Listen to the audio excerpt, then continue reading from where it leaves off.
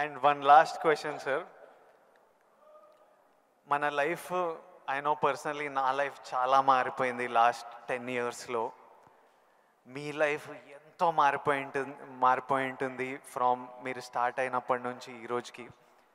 కానీ నాకు ఇంకా నా హెడ్లో ఇంకా ఆ పిల్లోడిని, ఎందుకంటే నేను 25 ఇయర్స్ వరకు ఒక లైఫ్ చూశాను, ఇప్పుడు 34.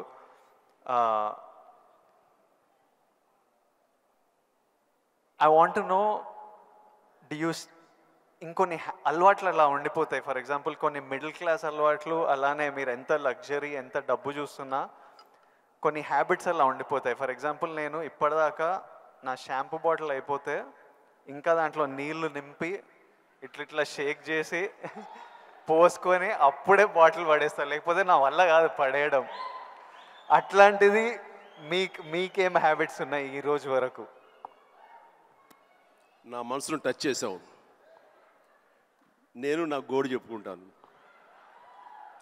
లైట్లన్నీ ఆన్ చేసి వెళ్ళిపోతానండి, నేను మళ్ళీ వెళ్ళి అన్నీ ఆఫ్ చేసుకుంటూ వెళ్తానండి.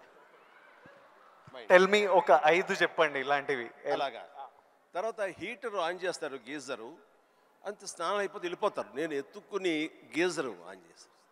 ఇప్పుడు టెన్షన్ ఎక్కువైపోయి ఏం చేస్తారంటే నా మొబైల్లోనే మా ఇంట్లో ఉండే ఆల్ లైట్స్ ఏసీస్ ఇవన్నీ. మీరు నమ్మరు, ఇవాళ చరణ్ ఏదో బ్యాంకాక్ వెళ్ళిపోయాడు. వెళ్ళిన తర్వాత ఆవిడ ఫ్లోరు క్లోజ్ చేశారు.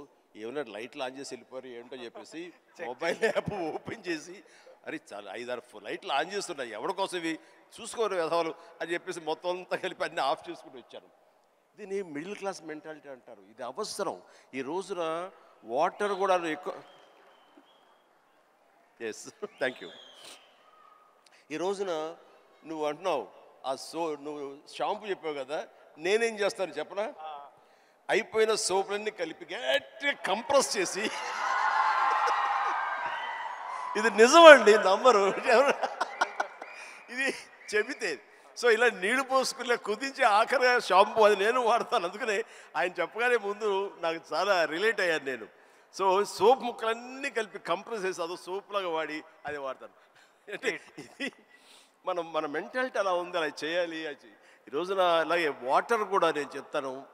ఈ వాటర్ క్రైసిస్ రాబోతున్నందుకు ఈ మధ్య మేము బెంగళూరులో హౌస్ కట్టామండి. బెంగళూరులోనే ఎంత నీటి ఎద్దడి ఉందని మీకు అందరికీ తెలుసు.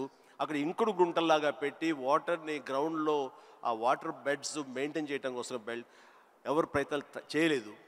అలాంటివి చేయాలని చెప్పేసి నేను 1 year బ్యాక్ అని అన్నీ ఏర్పాటు చేశాను. ఇప్పుడు ఈ మధ్య దాన్ని ట్వీట్ చేశాను, ఇలా చేశాను బెంగళూరులో నా ఇంట్లో. ఇది ప్రతి ఒక్కరు చేసే కనుక ఆ నీటి రిజర్వ్ కన్జర్వేషన్ మనం ప్రొటెక్ట్ చేసుకోవచ్చు అని చెప్పేసి చాలా అవసరం అండి ఇది, ఇలాంటివన్నీ కూడా.